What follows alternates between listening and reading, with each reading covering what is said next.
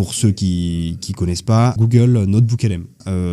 C'est un chat GPT, on va l'appeler comme ça. C'est une sorte de base de données dans laquelle on importe les sources qu'on veut et ensuite on l'interroge.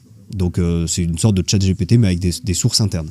Donc là par exemple si je lui dis explique-moi, parce que là j'avais une vidéo, c'était pour expliquer comment on suivait, comment on faisait le reporting des backups. Voilà, c'est une procédure, c'est un protocole comme un autre.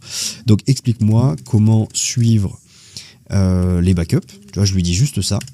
Lui, il se débrouille pour capter l'info dans les différentes sources que je lui ai données. Il fait son truc et il me donne automatiquement de l'info. Qu'il invente rien, il n'y a pas d'hallucination possible à cette étape. C'est sourcé en plus. Ouais, c'est sourcé. Il n'y a pas d'hallucination à cette étape parce qu'il ne va pas chercher sur Internet, il va chercher que dans les sources. Et à chaque fois, il nous explique. Donc ça, c'est les transcriptions. En fait, ce qu'il fait, c'est que l'audio, il en fait une transcription. Donc c'est comme des sous-titres, en fait.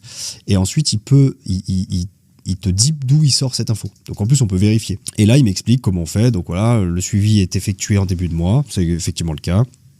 Des réceptions de la facture, blablabla. Il y a un outil de suivi. Et je trouve qu'en termes d'usage, c'est vraiment tout con à faire, mais ça peut débloquer pas mal de choses.